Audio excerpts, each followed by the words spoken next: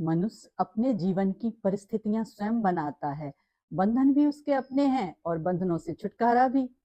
मकड़ी का उदाहरण दें आपको। मकड़ी अपना जाला खुद बनाती है और जहां उसे समझ में आता है कि ये जाला उसकी परेशानी का कारण है तो उसी को खोल के अपनी शक्ति बना लेती है।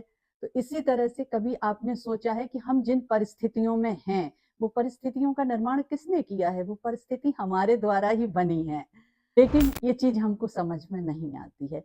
मनुष्य अपना जीवन खुद बना रहा है, लेकिन दोष हमेशा हम दूसरों पे देते हैं। मकड़ी को तो जब लगता है कि ये जाला मुसीबत बन गया है, तो वो उस जाल से रोती कलपती हुई बाहर आ जाती है और प्रसन्न हो जाती है।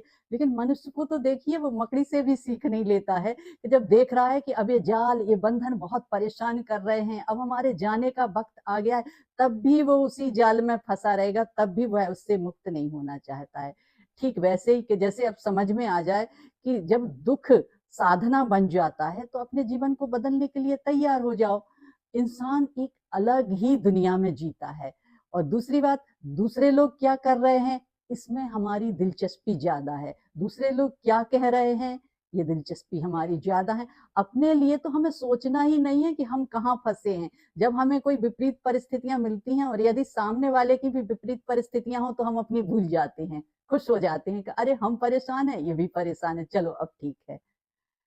लेकिन आपको किसी की परेशानी से मतलब ना रख के आपको सबसे पहले अपनी परेशानी से निकलना है। वो तो हो सकता है किसी ना किसी तरीके से निकल जाएगा, लेकिन आप में जो संतुष्टि का भाव आ जाता है ना, सभी तनावग्रस्त हैं, सभी परेशान हैं।